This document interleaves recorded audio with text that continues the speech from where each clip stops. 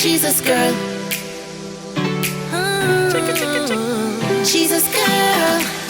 Hey, it's the diary of a Jesus girl. Let the wings of the Spirit of the Lord just swirl. You are in it, but you know you're not a part of this world. And for the swine, you should never cast your pearl. Yes, it's just the diary of a Jesus girl. The diary of a Jesus girl. Welcome to the Diary of a Jesus Girl podcast, where we discuss real-life issues of the committed Christian woman. This podcast will inspire you to love Jesus and impact lives like Jesus. And now it's time for your host, Crystal Day, award-winning author, speaker, and Christian coach. Welcome to another episode of the Diary of a Jesus Girl podcast. Yeah, whoop. Listen, every week that I come on, y'all know that I am in celebration mode, right? Because I get to invite the best guests ever on my podcast, right? And we also know that on this podcast, we have the conversations that nobody wants to talk about, right? We know that we are saved, sanctified, and the whole works, but hey, we live in this world, and this world is uncomfortable to live in most times, right? But we know that the word of God tells us that, take heed, there's troubles. There would always be troubles, but take heed, Jesus has overcome the world. So when we have conversations, we're having conversations knowing that we are not fighting for victory. We are fighting from victory because God has won it all for us, right? But there are so many people that are going through different situations in their lives, right? Some of us have bounced back, right? Some of us, and I'm giving that clue of bounce back because my guest, she's the bounce back queen, right? But yeah, some of us would have done things that we are not proud of, or things would have been done to us, that shouldn't have been done to us, but we have been able to get over it. And the truth is, some of you that are listening are probably you know somebody that needs to listen to this podcast that is still going through, right?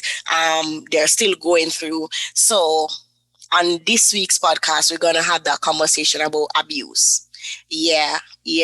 I know. Please don't switch the podcast on us. Listen to the conversation, please, because this is a real thing, right? And our guest today, I don't want to give away it yet, but our guest today, she has a story of what abuse is like. So I want to welcome Tiffany, Coach Tiffany, right? Welcome, Coach Tiffany, to the Diary of a Jesus Girl podcast. How are you? Thank you so much for having me. It is quite the pleasure to be here with you. I am doing well. Thank you for asking, and I hope that you are. I'm excited to have this conversation. Listen, so Tiffany is a podcaster of the Bounce Back Blueprint podcast. She is a mother. She's a minister. She's an evangelist. She's a coach. We always tend to see each other a lot, right? But not have many conversations, but we see each other in a lot of the Facebook groups that we are in, right? Yes. And we have had, so I'm looking forward to this conversation.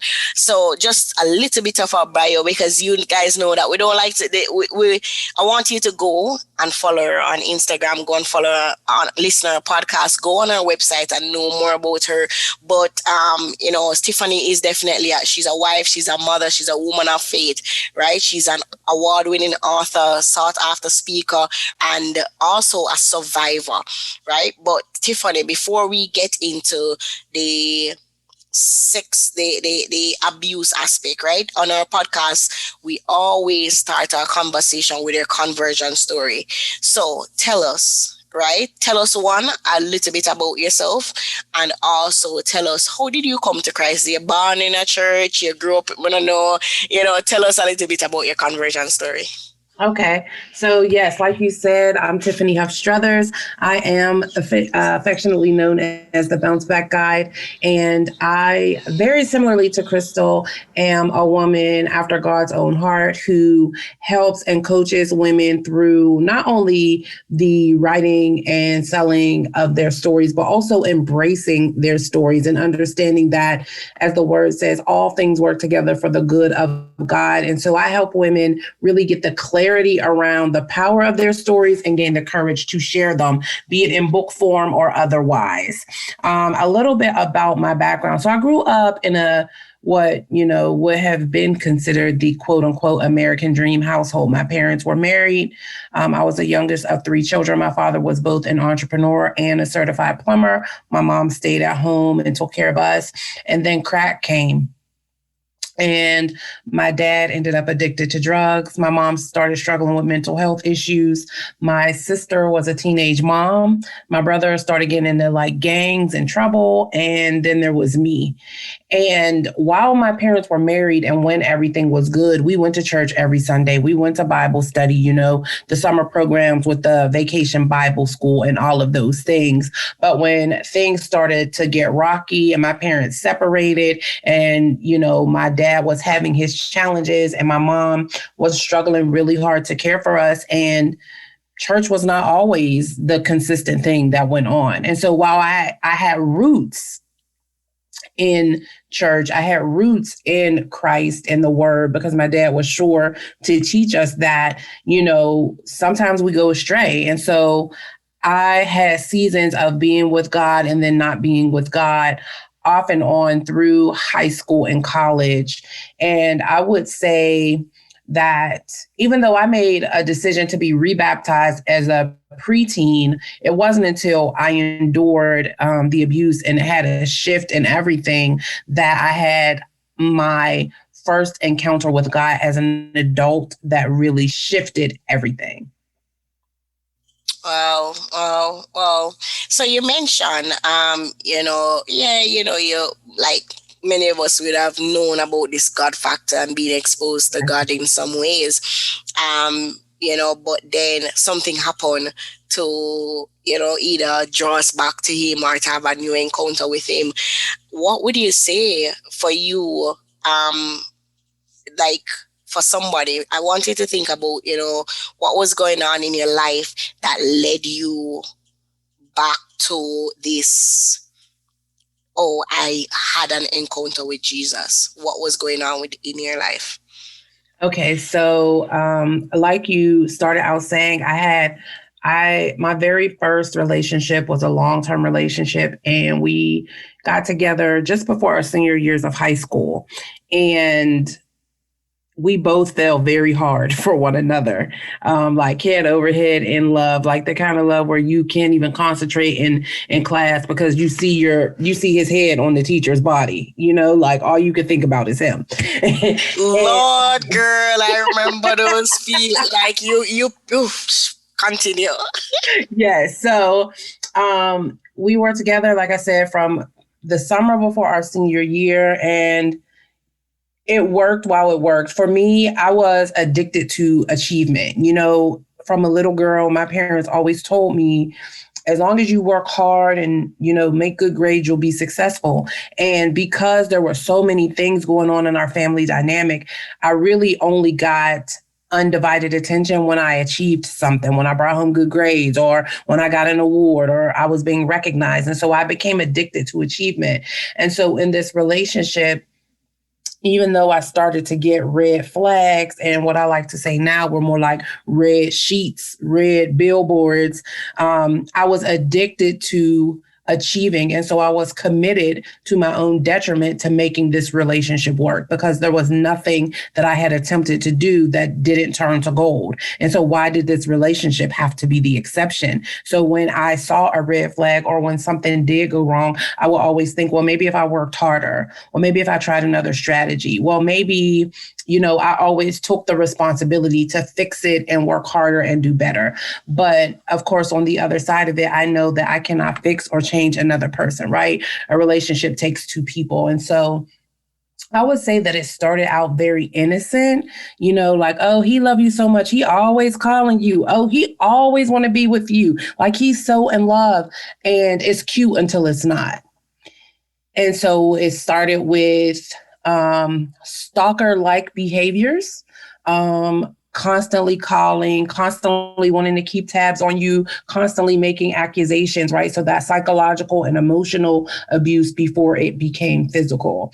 And like I said, because I was so committed to making it work, it was a very long-term relationship. It was probably about, I don't know, 5 to 6 years in before it was really bad. And by 7 years in, we had our first child. And so then I was committed to giving our children the family that, I didn't have through my childhood because my parents separated and ultimately got divorced.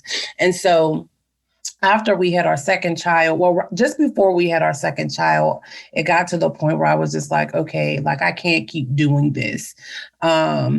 And I knew that after we had our second son, that I did not want to raise my children in an environment where they would believe that the mistreatment of women was normal and right, and where they will see their mother without power.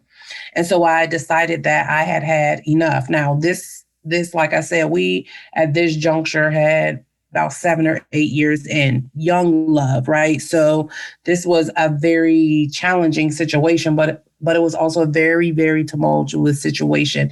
So much so I can remember when my oldest son, his birthday's in January. So his first Christmas, right, about a year old, I remember in a rush moving out of our home, so much so that the movers took my Christmas tree with the decorations still on it. Like I did not have the time to pack up, the decorations and do things orderly. I had to go while he was like out of the house, maybe at the store or something, because I was so afraid of how he would retaliate under the circumstances. So very tumultuous. And then when I finally was like, enough is enough, it was a summer and I was so afraid because the stalking had gotten so bad. I had a PFA and he was not honoring it.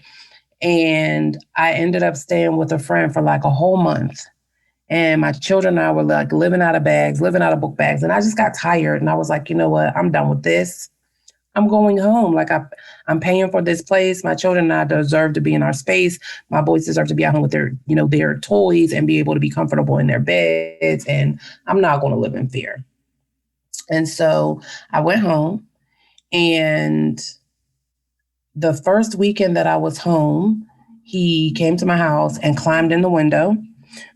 And on this particular night, he didn't do anything. He literally did want to talk, but I did not want to talk. And then the next weekend, he came back and he tried to climb in the window, but I had jimmied it shut, so he couldn't get into that window. And to this day, I still don't understand how he fit through that window. Like, he was a big man. I'm talking like 6'2" or 3, more than 300 pounds. Like, I have no idea how he fit through that window. But he was definitely determined. So the next week when he came back, the window, he couldn't get in. He had a gun, and he shot through the glass on my door so that he could put his hand into the glass and unlock the door, which he did. And on this particular weekend, I had not only our 2 children, but also my niece and my nephew. Now, this was my sister's birthday weekend. I have no idea why she was celebrating her birthday without me. Like, when I tell this story, I'm like, why did I have all of the kids? Why wasn't I out partying with her? But I had the babies, and he broke in with his gun. And before I knew it, he was like coming up the steps, like this gun was in my face the entire time. He's screaming, he's yelling, he's smacking me.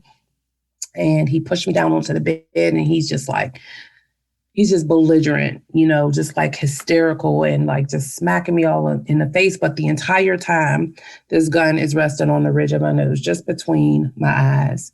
And as I sat there praying,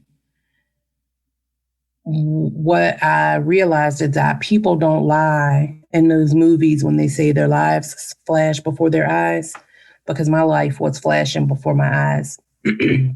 Excuse me. I could see images of me breastfeeding my son in the hospital, images of me as a little girl giving my dad a kiss on the cheek, images from my high school graduation, images of he and I very young and in love, like at the after prom and, on birthdays, at events together with family. And I got really, really nervous. Like, I told him, I said, I'm overwhelmed. I thought I was going to have an accident. So I said, I need to go to the bathroom. And so he said, okay. He was letting me get up to go to the bathroom. And as he was following me, he got angry again. And he shoved me against the wall again, gun back to my face, right on the ridge of my nose. And again, he's belligerent. He's hitting me. And I'm looking in his eyes. And I recognized that he wasn't completely there. I could see he was drunk. He may have been high. But when I looked in his eyes, I was like, if I don't do something, this man is going to kill me. And I had a moment very briefly where I thought, I could say to him, I'm sorry, I didn't mean it. Let's just work it out. Let's lay down. Let's talk. I knew that if I had done that, it would work. But I decided in that moment that I had had enough. And I made a decision to take my power back. And however it ended, at least I took that stand. And so I grabbed the gun. And we got into a tug of war because I grabbed the barrel of the gun. It was the only option I had. And we got into this tug of war. And at one point, I got the gun off him and I stood there and mind you, I'm telling this story kind of slow, but this was all happening really, really quickly. So at some point, I realized that I had fully had gotten the gun from him. And you know how you watch a movie and you're yelling at the TV, don't do that, stupid, run, I had that moment where I was just okay, what do I do next? Because I recognized that if I turned that gun around and pulled the trigger, I was going to kill him. And while I was trying to process through all of that, he recognized that he no longer had the gun. So he grabbed the gun back. The safety was not on the gun. And so he pulled the trigger as he was grabbing it back and the gun went off. And for an instant, time just kind of stood still. You see this, I don't know, for those of you who have never witnessed or been up close and personal to a gun being fired, but there is a spark, almost like a fire if you're very close to it. Not real big, but it's a spark. And so I saw the spark and then time kind of stood still for a few moments and well, not a few moments, but some seconds. And then I was on the floor. And once I got on the floor, I think, there was a shift. I think once that gun went off, he sobered up and he started to scream and he was like, look what you made me do. And all I can remember is my leg, just flopping uncontrollably. I couldn't do anything with my leg. And then it swelled up really big. Excuse me. And, I just begged and begged and begged him because my leg had swelled up so big that I couldn't I couldn't move off the floor where I was. I couldn't drag myself even. That's how heavy my leg was feeling. And I needed to get to the phone so I could call for help. And so I just pleaded with him please, please, please just give me the phone so I can get some help. And initially he was like, no, I've shot you. Now I'm going to jail. I might as well just kill you and kill myself. And so I literally pleaded for my life with him. And then he decided, I said, just go. I'll tell them somebody broke in. They won't even know you were here. I just need to get some help. So eventually he gave me the phone and he left. And then he started to call. So I'm trying to dial 911 and I pick up the phone and he's on the other end of the phone. This is when we still were using landlines, cordless phones, So yeah, eventually I was able to get the ambulance. I called my sister and I had another friend who lived very close by who could come and get the kids, because I had to go to the hospital, obviously. But yeah, that was kind of the encounter that led me back to God. And just to bring it all the way forward, I ended up in an emergency domestic violence shelter, my children and I.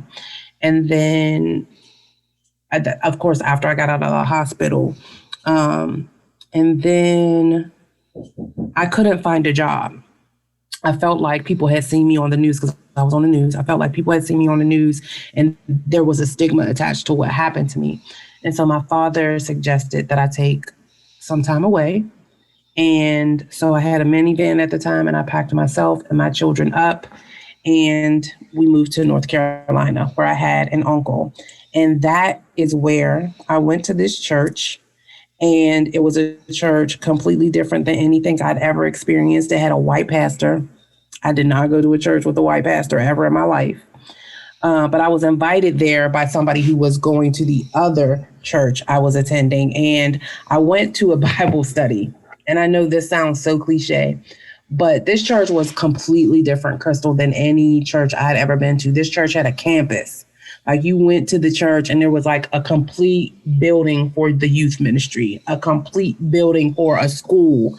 And so when I walked in, I had one of those moments where like the light rains down and it, you know, on TV, you see the light rain down and then the music is like, oh, like you hear angels singing. It was just this feeling that overtook me the very first time I went. So I went to the Bible study. I enjoyed it. And I decided to attend a service. And even though it was completely different than anything I ever experienced, I knew it was where I was supposed to be. And it was in that church that for the first time I was fully overcome by the Holy Spirit. It was in that church that I spoke in tongues for the first time. It was in that church that I really had the encounter that led to the relationship with God that I have now.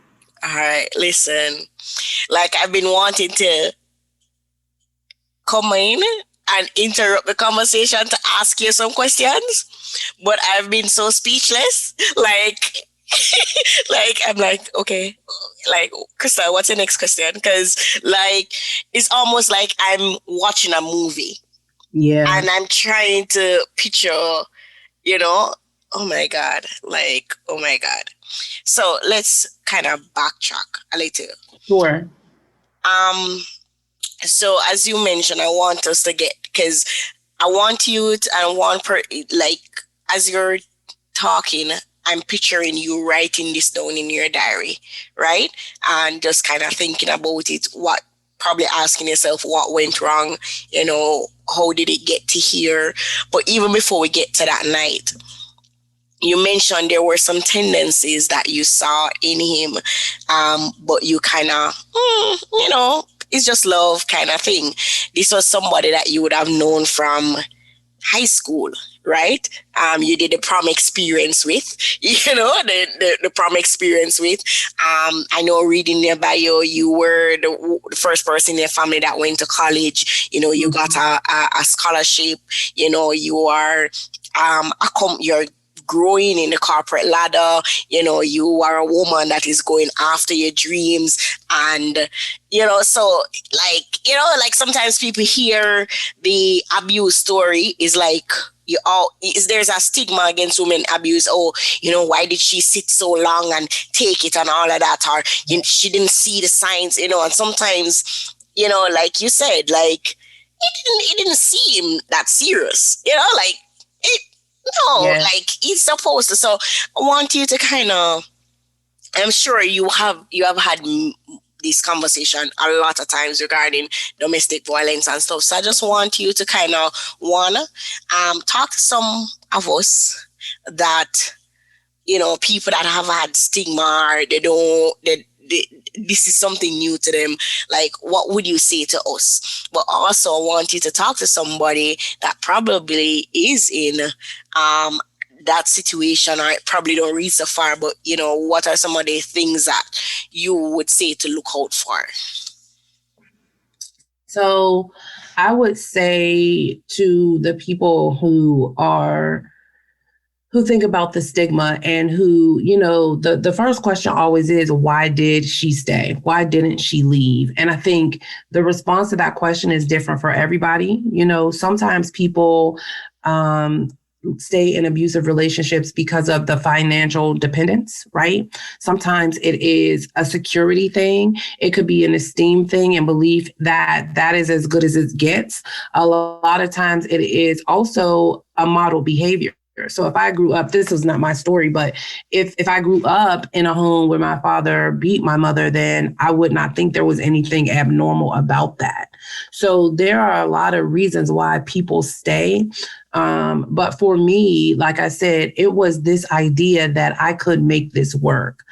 I could fix this. And it, unfortunately, I had done such a good job of convincing myself that that was true, that it took a really long time for me to realize this was not going to change. You know, when you do research about domestic violence, they'll talk about the cycles that come with it. And it's like, you know, the denial. And then it's like going back to the honeymoon stage when you're making up and everything is great for a little bit. And then it's right back to that old abuse cycle, or something happens, one little thing, and you're back there. And so for me, it was just this idea that,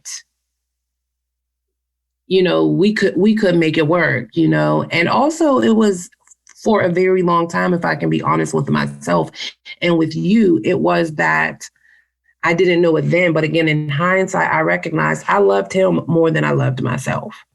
For so long, I had been prescribed these labels, you know. I was the smart one in the family, and then I was his girlfriend, and then I was, you know, for lack of a better way to say it, his baby's mama, right? And so I was trying really hard to make everyone else happy at my own expense. And then for the person who may be in this situation, you know, I would say give yourself some grace, you know, and don't beat yourself up about the way things are, you know, or even if you've come out of an abusive relationship and your life is not perfect right now, give yourself some grace and forgive yourself for what you didn't know or what you weren't already equipped to do when you went into the relationship. But I want you to know that you have the power to choose, and you do deserve better. You're more than enough, and you deserve to be loved and treated humanely. And if that's not happening in the relationship, it's okay to walk away. And it's okay to fail forward, right? Just because this relationship didn't or isn't working doesn't mean that you are defined by that or that any of your other relationships have to be the same. What it does mean, though, is that you need to take your power back, and you need to trust God will order your steps once you walk away, because this is not what he would have for you or for your life. Wow. Wow. Wow. So I want you to kind of just for a minute, just go back to the night. You mentioned that you got shot, right? Mm-hmm. And again, I feel like any woman that have been through domestic violence, that probably is you always hear about the beatings and the hitting and the stuff, but when you get shot, is like is there any turning back, from that kind of thing? What would, I want you to probably take us back through your emotions. What was going through your mind? Where were the kids? Where did you get shot? I don't know. Just kind of take us back a little bit. I don't know if you are able to, but just kind of. So ironically, like I said, I had my two sons, I had my nephew, and I had my niece. All of the children, with the exception of my older son, stayed asleep. And while my older son woke up, he in his two and a half years. Old was your oldest son? Yeah, that's what I was about to say. Oh. He in his 2.5-year-old mind had enough discernment to know not to get up out of that bed. Wow. He was awake, but he laid in his bed.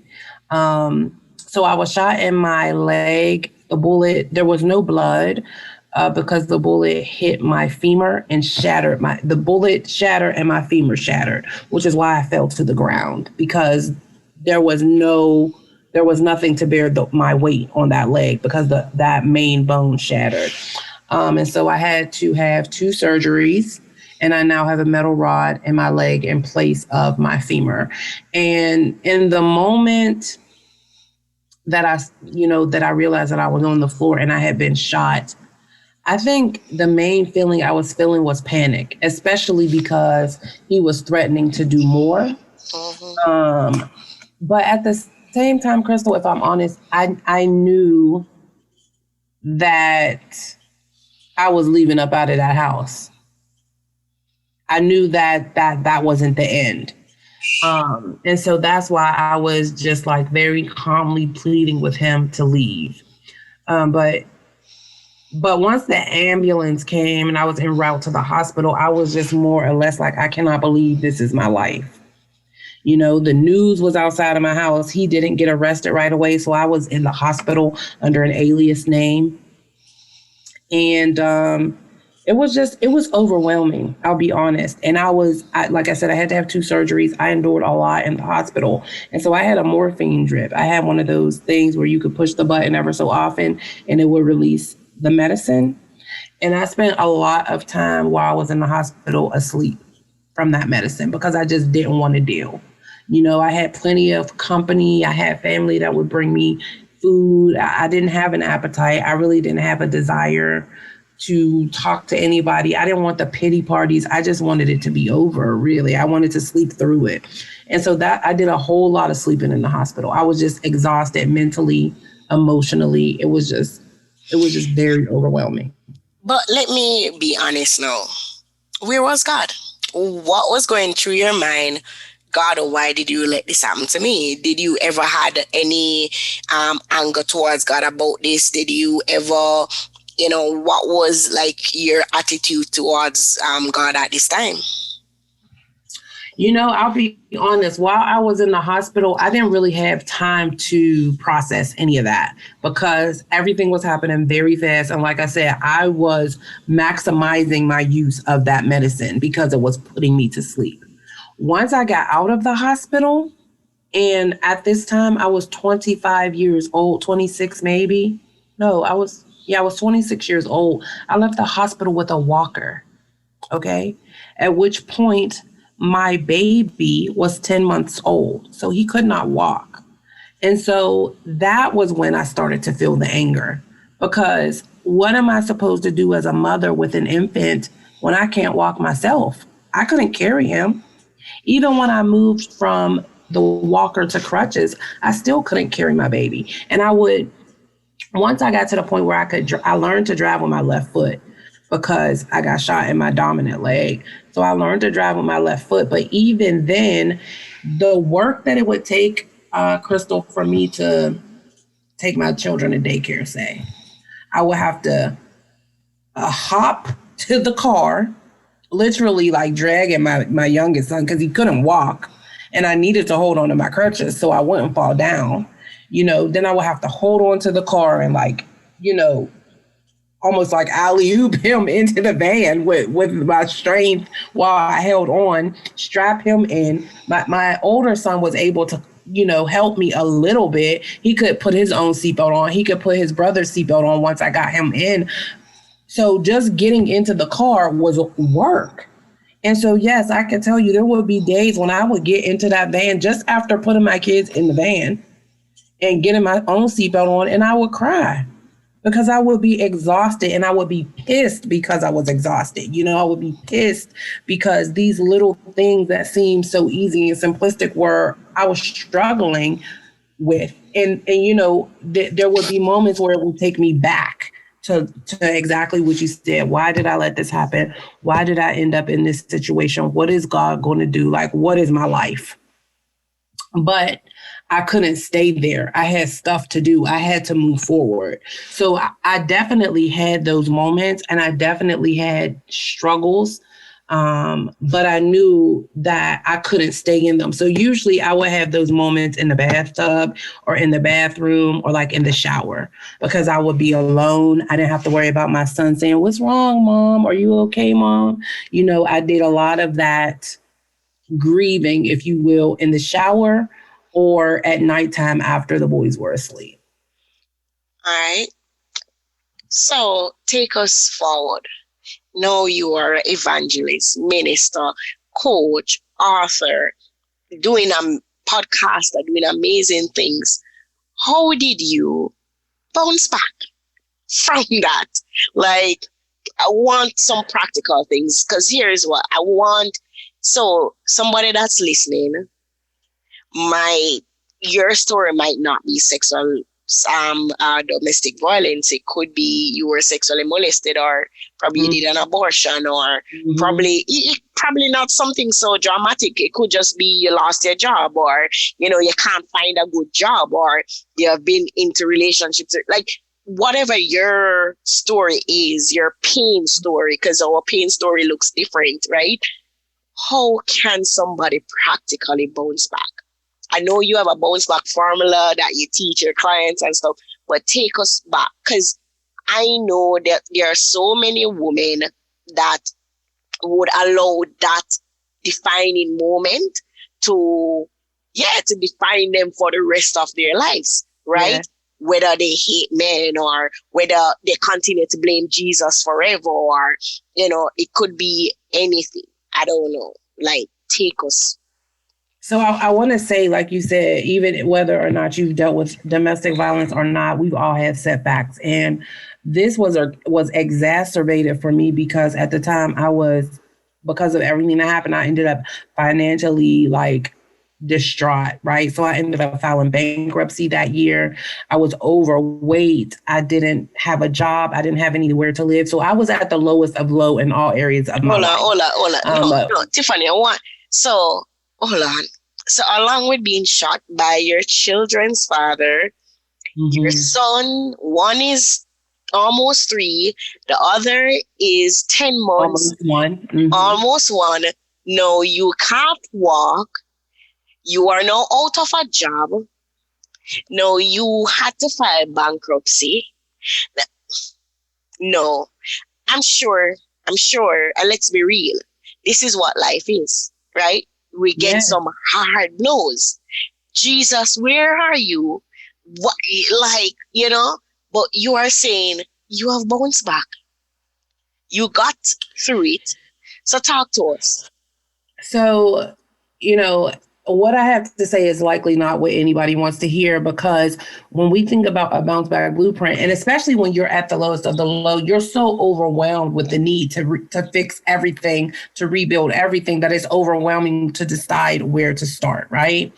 And what I realized through this journey, Crystal, is that in order for you to be able to rebuild your life, you have to start with the thing that you have the most control over if you want to be successful. And so what I teach women to do first is to command their mornings, because when you wake up in a situation that is just completely a mess, if you can at least create some space for you to prioritize yourself and prioritize your time with God, then you give yourself the permission and the room to build up some clarity around what to do first. What is the next best step? And so for me, it was really a time of rebuilding my relationship with God, because through that, I was able to rebuild my own confidence and know that I knew that there was more for me. And then once I was mentally and emotionally ready, then I could begin to do the other steps. But really, it was Crystal, a season of me getting to know Tiffany again, not all of the things I had been prescribed to be. It was a new thing for me to wake up and be able to go somewhere and not worry about somebody calling him and saying, did you know Tiffany was on 5th Avenue? Did you know Tiffany was there? And then being stopped. It was a new thing for me to just get up and get my children dressed and not have to be concerned with any of those things. It was a new thing for me to decide what I wanted to wear without being concerned with what someone would have to say to it. So I was in a very intense season of rediscovery. And also, with that came the need for me to establish some new non-negotiables, right? Because when you're in an abusive relationship, part of the reason why that happens is because you overcompromise. You don't have any boundaries.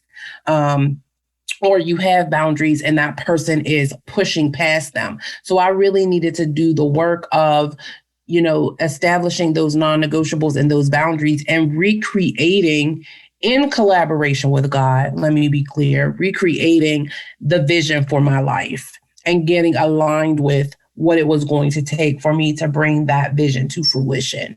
So the practical steps, as you asked for me is, take an inventory of where you are so that you are very clear about what is and what isn't. And then really give yourself the time and space to make it a non-negotiable to prioritize your relationship with yourself and your relationship with God so that you can begin to build a solid foundation for the quote unquote house that you want to build to live in moving forward. And then start to take that action, write down the vision, develop a plan, but know that you can be married to the vision and not the journey because it's not going to go perfectly. If whatever setback you're trying to recover from hasn't taught you anything, it should be that the journey is not going to go the way that you expect it to, but that doesn't mean that you can't still manifest that vision. And the other thing is, really come to terms with accepting the reality of what was and what is. It doesn't mean it will remain that way, but get honest with yourself because you cannot conquer what you refuse to confront. And if you don't acknowledge that there is something that needs to be confronted, then you won't ever conquer it. Wow. Well, so what, just as we kind of wrap up though, tell us, how did you get from, that 26-year-old, trying to rebuild her life and, to where you are at now, doing all things, impacting all the women, just being a blessing, just take us, through that journey. How are the boys doing, as they got older, how did they manage, hearing that the father did that, did he ever get arrested? Just kind of take us, just kind of, since you're telling us the story and we're just like a part of your life right now, Yeah. So he did end up getting arrested. And in fact, he had another pending charge. So he was in jail for a while. But once I got settled in North Carolina and got on my feet, I was like, I'm done with that. I'm not coming back for a trial. I'm not doing any of that. I had gotten a new job. I was in a probationary period. I was going to risk losing my job, going back and forth for all of these court proceedings. So I was just like, I'm healed. I'm moving on. Like, I'm done with it. So that happened in August of 2006. In May of 2007, he ended up being released from jail. And in March of 2008, he was murdered. So he is no longer here. The boys did not fully get all of what happened between us until about, I wrote my book in 2016. So I had definitely had several discussions with them prior to the book being released, but they were about 7 and 9 when they learned what happened between us. But they're doing well, all things considered. They're 15 and 17 now, preparing for young adulthood. They're growing into amazing young men. They definitely have had their challenges growing up without their father and also having to face the realities of who he was in his absence. But they, by the grace of God, are amazing, amazing young men. How I got from there to here, I was in North Carolina for about 2 years. So he passed away in March of 2008. We moved back to Pittsburgh in April of 2009. And while I was in North Carolina, actually, God gave me some visions. And part of the reason why I came back is because I got in the shower one day and I heard God clearly tell me it's time for you to go home. I have work for you to do. And so I came home for a visit. Let me tell you, I came home and I applied for a job and they wanted me to start like the next week. So we literally came here for a visit. I started that job. I had my cousin mail me clothes from North Carolina, and we stayed here for a month. And then after that month, my dad went back to North Carolina with me to pack out my apartment and move everything back.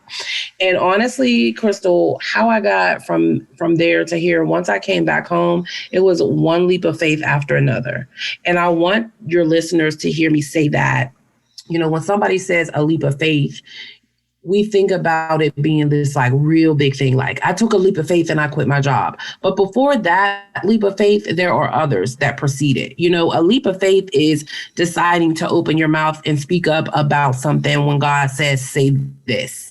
A leap of faith is deciding to create a flyer and say, I'm going to host this vision board workshop and then inviting people. A leap of faith is telling people, yes, I'm a life coach. A leap of faith is, you know, showing up at a networking event and say, yes, I help women. So it was literally one little leap of faith after another that got me to this point, being willing to take the next best step and also being willing to fail forward and knowing that even if you don't do it right the first time, you can try again. If plan A doesn't work, you can try B, C, D, and E, right? Yes. And just being diligent. You know, the business that I have now has had several iterations. I've had several times where I had to stop and course correct and start again. And it is frustrating and it can be embarrassing, but I knew what God told me. And so it was just a matter of me getting fully into alignment and being willing to work hard at it, no matter what. Yes. So listen, Tiffany, I applaud you and I applaud Jesus in you, right? I